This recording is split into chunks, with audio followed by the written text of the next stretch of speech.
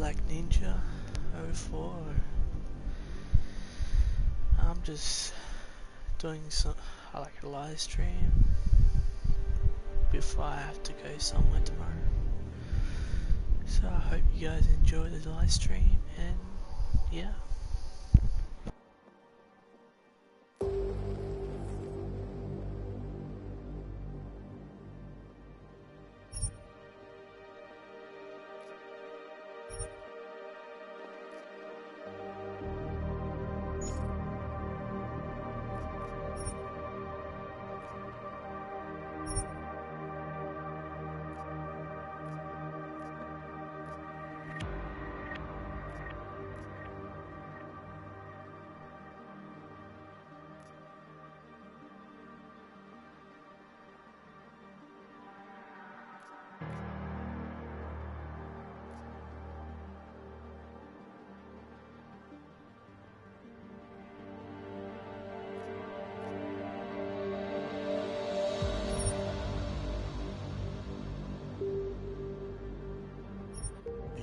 Was 2027. Advances in biotechnology were helping people improve their physical and mental abilities to an amazing degree. Provided, of course, they had enough money. A new breed of people was emerging, half human, half machine. And in Detroit, at least, not everyone was happy to see it. I'd just landed a job as head of security at Sarif Industries, a cutting-edge biotech firm. David Sarif himself handpicked me for the job, said he needed me to keep his people safe. My ex, Megan Reed, was one of them. Brilliant neuroscientist, Megan had found a way to make augmentation safe and affordable for everyone. All she had to do was present her research to Congress.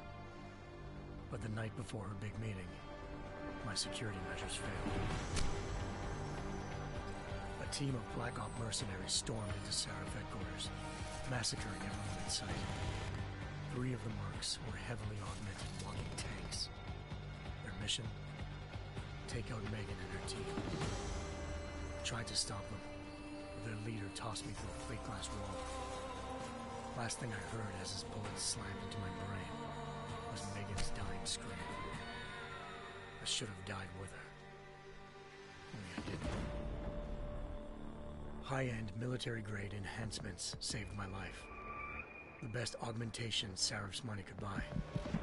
It took me half a year to get a feel for her. Should have taken longer. But 6 months into my recovery, Sarif Industries was attacked again. This time, by a radical group of pro-human purists. Violent, militant, and fanatically opposed to human augmentation. They claimed to be members of Humanity Front, a non-profit organization that wanted the UN to limit biotechnology research. The thugs broke into Sarif's factory and found machinists working overtime on a top-secret military augment called the Typhoon. Sarif sent me to retrieve it, and when I did, I found one of the so-called purists next to it, wired with cerebral implants, trying to download its classified specs. Obviously, something more was going on. The AUG killed himself before I could question him. Sarif ordered me to dig deeper, so with the help of Frank Pritchard, Sarif's head of cybersecurity, I did.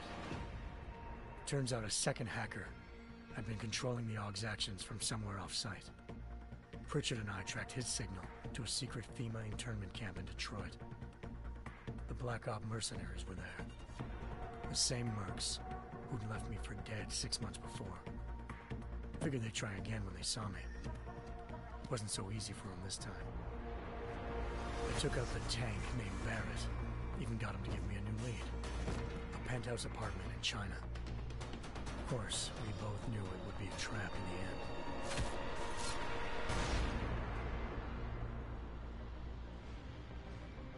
Hengsha Island, China.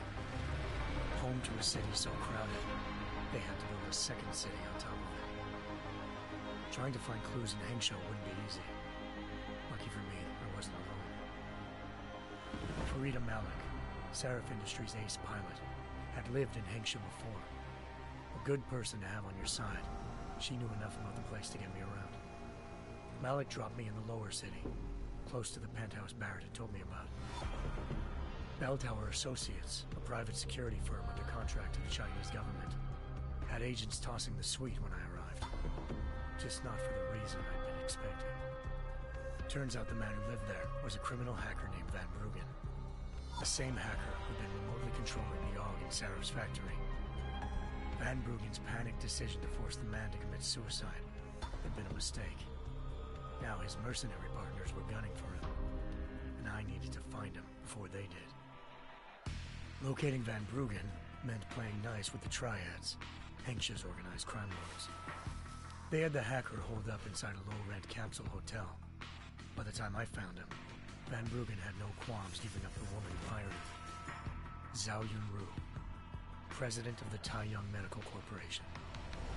According to Van Bruggen, Zhao wanted to monopolize the augmentation industry and had hired Black Op mercenaries to destabilize her competition. Sarif Industries was at the top of her list. To prove this, I needed to get inside TYM and grab a surveillance hologram off a server. I suspected Van Bruggen was hiding something when he told me this, but nothing could have prepared me for what I saw. Megan wasn't dead. She and her 4 best researchers had been kidnapped, spirited away somewhere while their kidnappers made it look like they were dead. Desperate to learn more, I confronted Zhao in her penthouse. She claimed to be a pawn in a bigger plan, and hinted at a group so powerful it controlled global interests at a whim. Then she slipped into a panic room and hit the alarm, forcing me to make a very quick exit. I figured Zhao was lying, but part of her confession made sense. David Sarif had been worried about his people. So worried, he'd required all of them to have subdermal locator devices surgically implanted. The GPOs would have been broadcasting the day of the attack.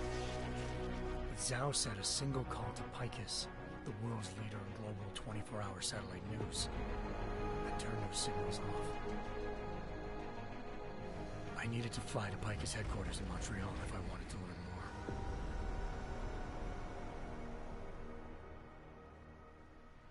Eliza Cassan, Picus Communications' First Lady of News.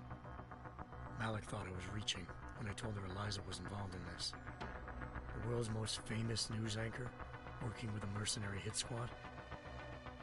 But when I confronted Cassan in her office, she freely admitted to jamming Detroit's satellites the night Megan's team had been taken. Said she's just been following her commands. I suspected she wanted to say more. But Black Op mercenaries showed up looking to shut us both down. And just like that, the Eliza I'd been talking to disappeared. The mercs were led by an augmented killer I'd crossed paths with twice before. Fedorova, a woman who'd made silence her best friend. She waited for me to track Eliza's transmission to a secret server room underneath the Picus complex, then jumped me from behind. A deadly fight ensued. I made sure she never moved silently again. With Fedorova down and no one left to keep Eliza quiet, she reappeared. Turns out Picus's First Lady of News wasn't a lady at all. She was a sophisticated AI program, engineered to monitor data streams and control what people believed. Eliza told me the mercs had brought in a Humanity Front doctor named Isaiah Sandoval to remove the scientist's implanted tracking devices while Detroit's satellites were down. She also told me to speak to David Sarif if I wanted to learn more. By the time Malik and I got back to Detroit, tensions between normal and augmented citizens had reached a flashpoint. Riots were breaking out in several cities, and the UN was being urged to intervene. Sarif was trying hard to convince Hugh Darrow, the inventor-turned-philanthropist who'd once been a leading proponent of enhancement technologies, to help stop a possible regulatory vote. Sarif had a lot riding on Darrow. Megan's discovery would have given millions of people the chance to evolve beyond their normal human abilities, and at the same time catapulted Sarif Industries to the top of the Fortune 500. According to Sarif, Megan's kidnappers knew this, and didn't want people evolving unless they controlled how it was done. He called his enemies Illuminati, and urged me to keep searching. Determined to do so, I tracked down Sandoval via America's most outspoken augmentation opponent, Bill Taggart, Sandoval's boss and founder of Humanity Front.